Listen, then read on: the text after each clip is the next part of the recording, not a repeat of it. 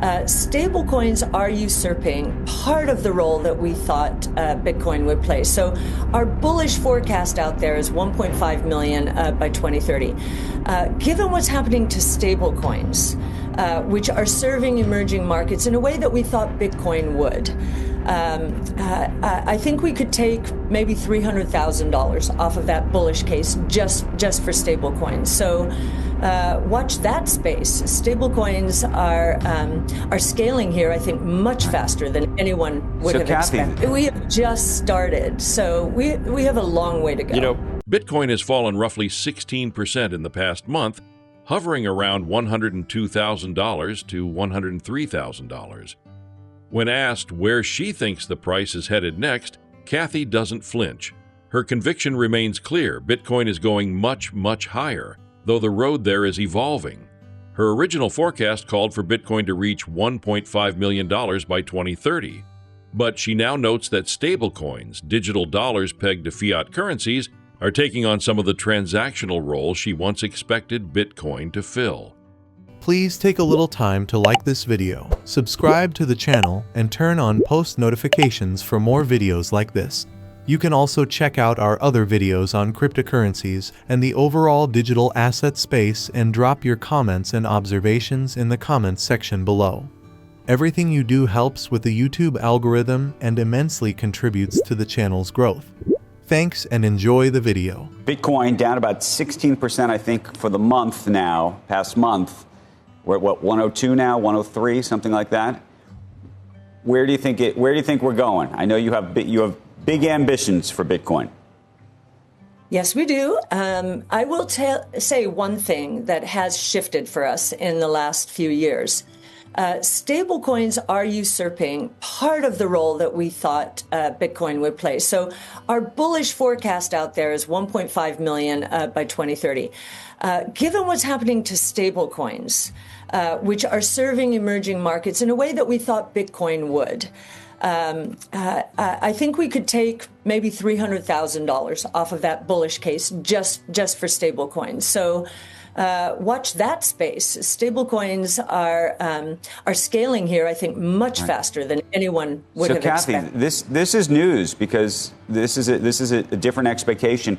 To the extent that stablecoins become an even larger part of the market, would you take that? Would you take the top number down even further? I mean, if stablecoins do become this, the sort of transaction currency of choice, if you will, how does that change the dynamic of Bitcoin being the sort of digital gold? So I was holding all other things equal. Digital gold, if you look at what's happened to the gold market, we were saying digital gold could usurp half of that market, or at least become as big, become additive in some way. So that's the other dynamic at work here. And the other thing is institutions, this is a new asset class. Stablecoins are cash, they're dollars. Bitcoin is a global monetary system. It is the lead in a new asset class, and it's a technology all wrapped in one. So while I say $300,000, that would be holding gold constant, let's say. Gold has doubled here since we made that forecast. So again, there are puts and takes. I just wanted to highlight stablecoins because they are happening faster. They're scaling faster. I think emerging markets are huge in this regard, and we're starting to see institutions in the United States focused on new payment rails with stablecoins at the core. So very interesting movement. I think the whole space gets bigger. This is, a global monetary system really going digital without government oversight, very private. So it's a very big idea. Yeah, that doesn't change your view of digital gold aspect of Bitcoin at all, and that's not even related to it. So maybe you had 1.2 million based on digital gold and another 300 from the transactional. So I think I understand what you're saying. And institutions really have just dipped their toes into this space. Right. We have just started, so we have a long way to go. you don't have to insure, there's a lot of things that are better than gold about Bitcoin, and most of the most important things are the same. So it's either better or the same. So it could at least be half. It could at least be half of gold. Absolutely. Absolutely. Yeah. And you can see this entire bull market for Bitcoin. No one's really cared. Just like in 2019. No one really cared back then either.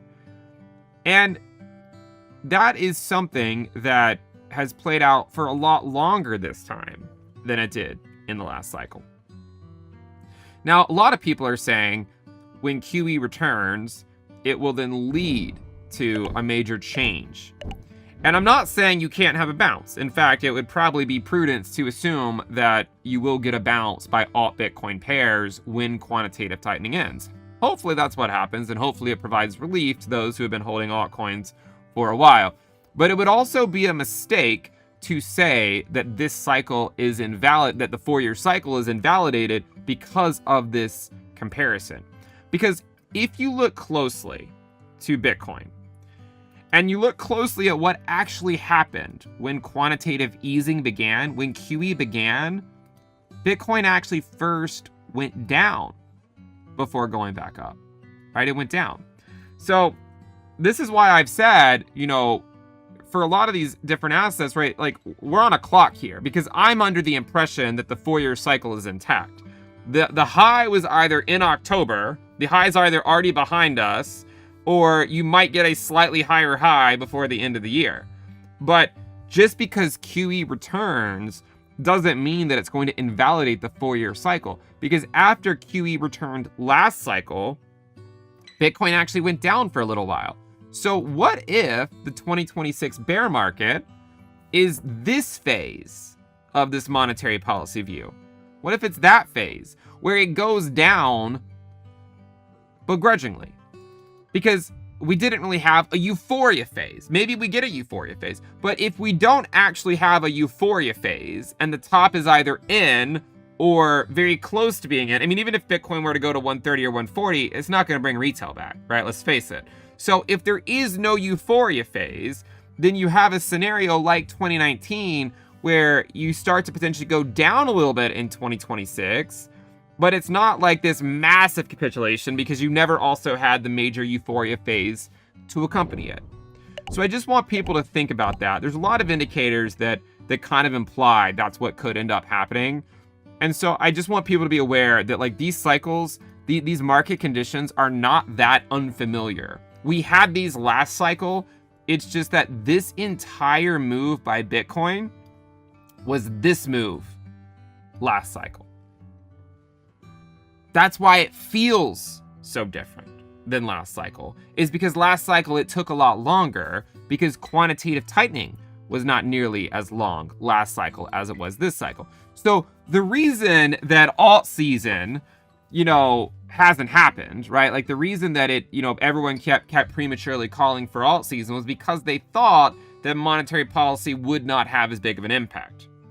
So they were off sides. They were off base in their thought process. Let's talk about altcoins and why alt season never really happened. Despite repeated calls over the past 2 years, altcoins have been bleeding value against Bitcoin since 2021. Alt to Bitcoin ratios have fallen to around 0.35, and historically, true altcoin rallies don't start until that ratio hits 0.25. This pattern has played out in every previous cycle, 2017, 2019, and again now. The takeaway? Bitcoin dominance must peak before alts can run. Another factor, retail investors haven't come back yet. Social metrics, YouTube views, Twitter activity, Google searches, all remain far below prior cycle highs. Without retail FOMO, liquidity concentrates in Bitcoin, not alts. And according to cycle theory, Bitcoin thrives first. But when you look at Bitcoin through the lens of monetary policy, you can recognize that when you are in a high interest rate environment, which is what we've been in, when you're in a high interest rate environment and you have quantitative tightening going on, you have a bull market where Bitcoin goes up, but most altcoins don't. And that's the reason why there hasn't really been an alt season. And you can pretty clearly see that retail never actually returned this cycle. And that's the reason why Bitcoin dominance just continues to go up. So I think you have to expect Bitcoin dominance to continue to go up.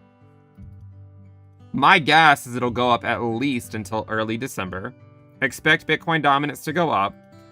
I would expect alt Bitcoin pairs to go to the range lows, right? So right now they're at 0.35. You're likely going to see alt Bitcoin pairs go to 0.25. This is something I've said for years, and it's not really that complicated. I know a lot of people are giving me a hard time about it, but alt Bitcoin pairs have always gone to 0.25. Why should this time be any different?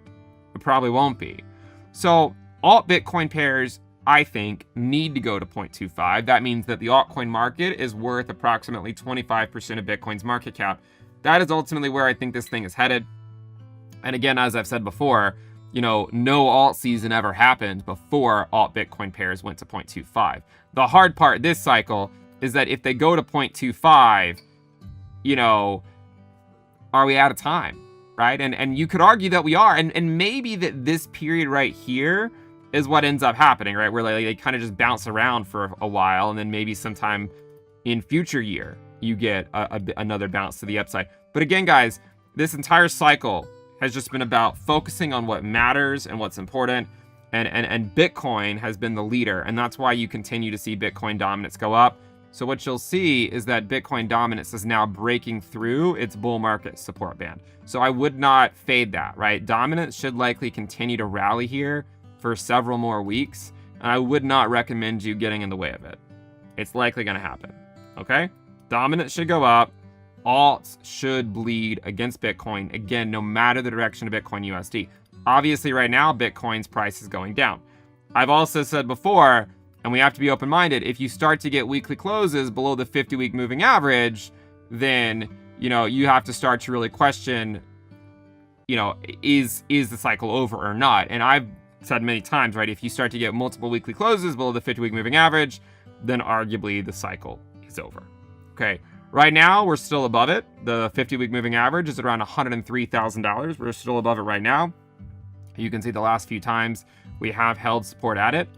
The best, you know, the best thing for Bitcoin is just taking liquidity from the altcoin market, right? And that's what happened in 2019 right here when alt Bitcoin pairs were essentially collapsing. Bitcoin was taking that liquidity to stay elevated, right? And you could argue, in fact, that in the same way Bitcoin hovered above 10K back in 2019, it's doing the same thing now, just above 100K. So it's basically taking liquidity from altcoins to stay above 100K, just like it took liquidity from altcoins in 2019 to stay above 10K. You see what I'm saying? This is the exact same playbook that we saw back then. So let me make this on a new scale. So you can see that's what happened, right? Bitcoin was taking that liquidity from alts. And then eventually, after alt Bitcoin pairs, after they hit 0.25, that's when Bitcoin fell below. And we really went into that bear market once QE began. So watch out for that, especially in December. And even more especially, more so in 2026. Because, I mean, I think that a lot of people want this time to be different and say that, like, it has to be different because we haven't had, you know, certain things play out.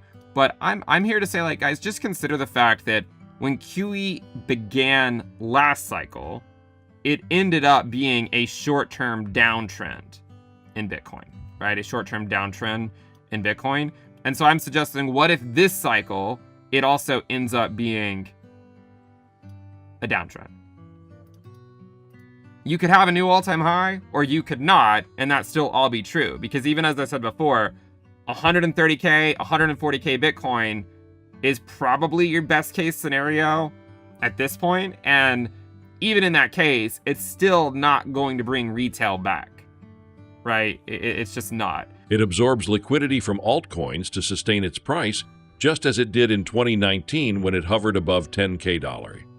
Today, Bitcoin is doing the same thing, holding above $100 by effectively pulling liquidity from weaker alt markets. Cathie's view fits perfectly here. Bitcoin is the foundation asset, the monetary core, and altcoins, stablecoins, and DeFi projects are built around it. When macro conditions ease, the rest of the ecosystem will follow, but Bitcoin leads. If Bitcoin breaks below its 50-week moving average, around $103,000, and closes multiple weeks beneath it, that could signal the end of this cycle's uptrend. For now, Bitcoin remains above that level, holding firm.